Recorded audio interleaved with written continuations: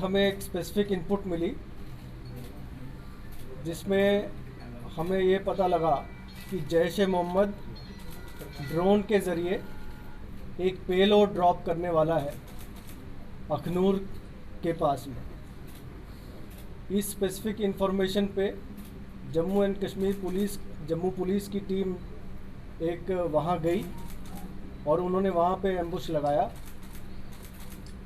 और तकरीबन 1 बजे रात को एक ड्रोन नज़र आया जिसने पेलोड को ड्रॉप करने के लिए हाइट नीचे की। जिस वक़्त वो नीचे आया पुलिस टीम ने उस पर फायरिंग की और ड्रोन को नीचे मार गिराया। ड्रोन के साथ एक पेलोड था जिसका वज़न तकरीबन 5 किलो था और जो बहुत अच्छे तरीके से पैक्ड था। उस पर एक आईडी थी जो तकरीबन तैयार हालात में थी, सिर्फ तार जोड़ के उसको प्लेस करने की ज़रूरत थी और वो आईडी में धमाका हो जाता। ड्रोन की जो एक प्रिलिमिनरी एनालिसिस की गई है जिस पे ये बात सामने आई है कि वो एक हेक्साकॉप्टर है, 6 उसके पंखे हैं वहाँ पे, उस पे फ्लाइट कंट्रोलर है, जीपीएस लगा हुआ है और इंटरेस्टिंगली उस ड्रोन की जो फ्लाइट कंट्रोलर है उसका जो सीरियल नंबर है और जो 1 साल पहले ड्रोन कठुआ में गिरा था उसका सीरियल नंबर, दोनों में सिर्फ 1 डिजिट का फ़र्क है, जो ये दिखाता है कि ड्रोन पार में जो तंजीम है इन्होंने एक ही सीरीज़ के कई फ़्लाइट कंट्रोलर्स लिए हैं और मुख्तलिफ ड्रोन्स में लगा के वो भेजते रहते हैं। जो प्रिलिमिनरी जानकारी मिली है वो ड्रोन एक असेंबल ड्रोन है, कुछ पार्ट चाइना के हैं, कुछ पार्ट ताइवान के हैं, कुछ हांगकांग के हैं, सबको मिला के ड्रोन बनाया गया है। दूसरी और एक इंटरेस्टिंग बात ये है इसमें कि ड्रोन का जो पेलोड गिरता है नीचे उसको एक स्ट्रिंग के ज़रिए गिराया जाता है और वो जो स्ट्रिंग है उसकी जो नवीयत है वो तकरीबन जो एयरपोर्ट में जो क्रेटर था, जो बॉम्ब का क्रेटर था, वहाँ से जो धागे बरामद हुए थे उसकी नवीयत और इसकी जो स्ट्रिंग की नवीयत है सेम है। इससे ये लगता है कि एयरपोर्ट, ये कंफर्म होता है कि एयरपोर्ट पे भी जो पेलोड ड्रॉप हुआ था वो भी ड्रोन के ज़रिए ड्रॉप हुआ था।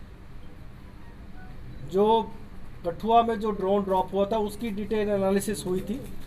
तकरीबन 20 किलोमीटर लाइन ऑफ साइट की इसकी डिस्टेंस ट्रैवल करता है ये ड्रोन। पेलोड कैपेसिटी 10 से 12 किलो मैक्सिमम जा सकता है। जैसे जैसे पेलोड कैपेसिटी बढ़ती है उसकी रेंज कम होती है। अगर पेलोड कैपेसिटी 1 या 1.5 किलो है तो उसकी रेंज बढ़ जाती है। पहले जो AK-47 वगैरह गिराए गए थे वो तकरीबन 12 से 13 किलोमीटर की रेंज पे गिराए गए थे। आपको मैं ये बता दूं कि पिछले 1.5 साल में जितने भी ड्रोन शॉटेज आई हैं उनके ज़रिए जो वेपन्स ड्रॉप किए गए हैं उनको मुख्तलिफ इंटेलिजेंस इनपुट्स के द्वारा उनमें काफ़ी भारी मात्रा में अभी तक हथियार और असला बरामद हुआ है, जिसमें 16 AK-47 पिछले 1.5 साल में जितनी भी ड्रोन शॉटेज आई हैं 16 AK-47 राइफ़ल बरामद हो चुके हैं। 3 M4 US मेड राइफ़ल्स बरामद हुए हैं, 34 पिस्टल बरामद हुए हैं, 15 ग्रेनेड बरामद हुए हैं और 18 आईडी, जिसमें कि 15 छोटे आईडी और 3 बड़े आईडी ये बरामद हो चुके हैं।